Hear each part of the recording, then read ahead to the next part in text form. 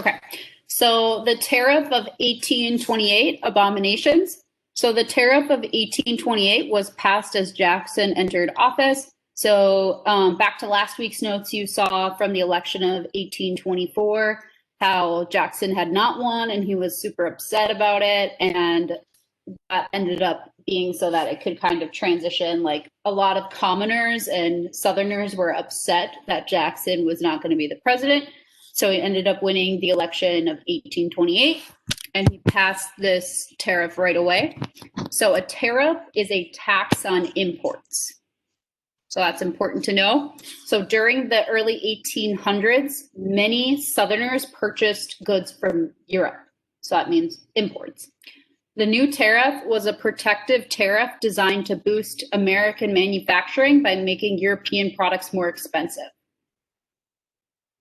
So the goal of that was to stop Southerners from buying European goods.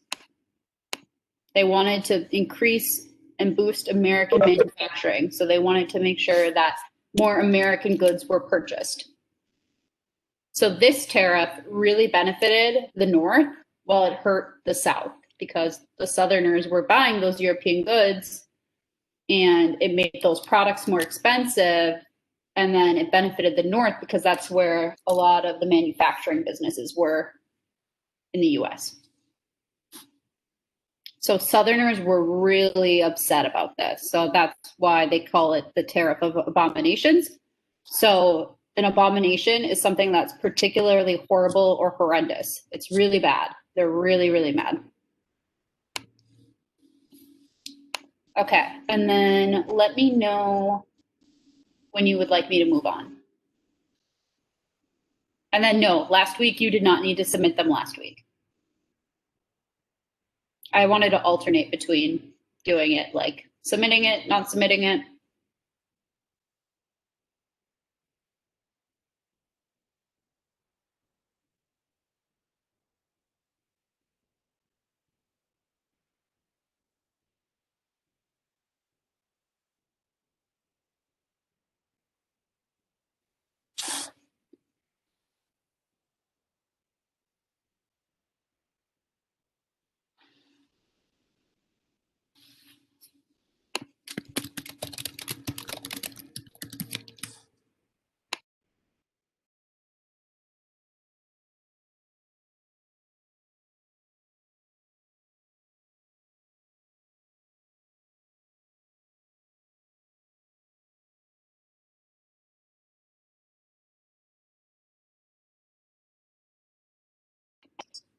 Okay, so we'll move on to the next slide. So moving on, the nullification crisis. So under the threat of secession, South Carolina claimed the government had exceeded its authority. So they were like, this is too much. You can't do this. You don't have the right to do this. And they believed that what power did the states have if the federal government was abusing and overstepping theirs? So South Carolina was like, nope, we don't like this. I don't want to see this. So they threatened to secede or withdraw if the law was not repealed. So they wanted to remove themselves. They were like, we don't want to be here. We don't want to be a part of this. So secession is a formal breaking away from a political unit. And you'll see that during the Civil War, Southern states wanted to do this. They did not want to be a part of the Union, and they thought their differences were too much to overcome. So Jackson was really upset about South Carolina and was like, you know, if you keep threatening to secede from the US, we're going to threaten military force. So how this ended up ending was with a compromise that Clay worked with Calhoun and passed a new law that would lessen the tax on imports over the next decade. So they were like, okay, we see how you could feel a little threatened by this and why this is really hard for the Southern economy. So we'll lessen the tax on European goods over the next decade.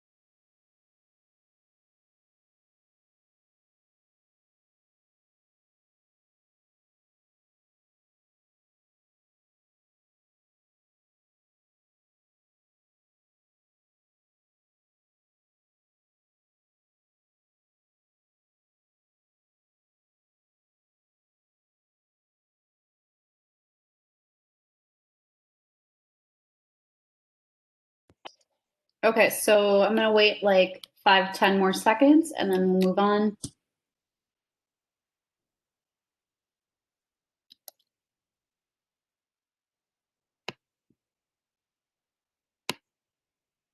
Okay, so that leads on to the Indian Removal Act. So we learned about earlier about how Andrew Jackson went through Florida and forced out a lot of natives from the area. And as they were starting to settle in Georgia, where land had been set aside for these 5 tribes, the Cherokee, Creek, Choctaw, Seminole, and Chickasaw, gold was discovered there, and they were like, yeah, no, you can't live there anymore. So the 5 civilized tribes, as they were known as, were asked to leave, even though they had built this life in Georgia.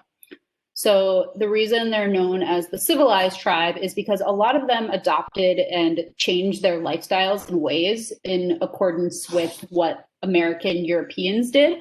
So they learned English, practiced Christianity, they had similar governments, and held trading and economic ties with these European Americans. So what Jackson did is he worked to pass a law that made it legal to take the land that was in Georgia in return for land further west. So pushing them into Oklahoma.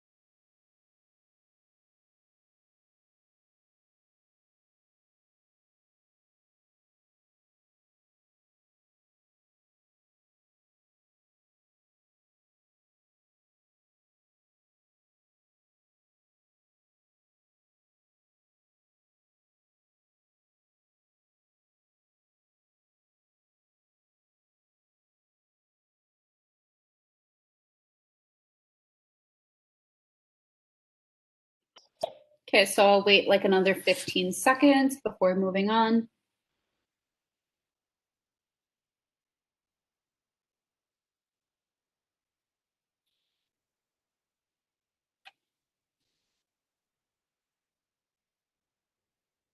So touching on the Cherokee resistance part, so what I was going to say with that is that they had set up a government very similar to the U.S. and they were not okay with being pushed off their land. So they tried bringing their case to the Supreme Court, and they tried all these different legal actions so that they wouldn't be pushed off their land, but it wasn't enough, and Andrew Jackson still went through and did it. And yes, that's fine. You can leave at 10:57. Okay, so moving us on to the Trail of Tears now. So in 1838, the United States Army rounded up 15,000 Cherokee members, usually by force, and many of them were like, we're not going to leave. This is our land. He told us we could be here, and we left our previous land. They're like, we want to stay. So on their journey, the Cherokee were forced to walk over 1,000 miles from the southeast to Oklahoma, which now would be called Indian Territory, with little rest. So roughly 6,000 Cherokee ended up dying, or 30%, from either exhaustion from the journey or from cholera, so disease.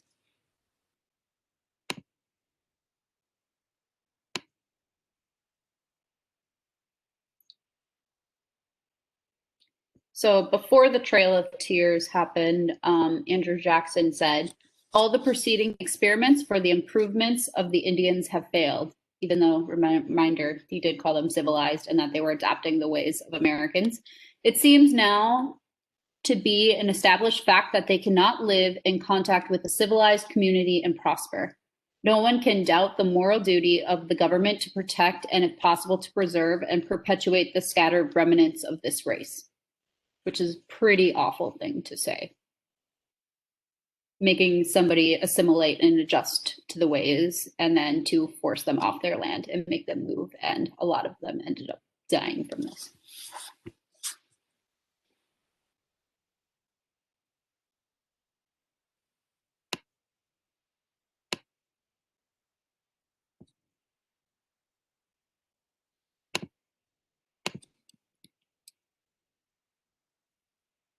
So this is it for our notes. When you're done with the notes, we'll go back to the lesson and then see if anybody has any questions. And then we'll probably be done at around 10:55, 10:56.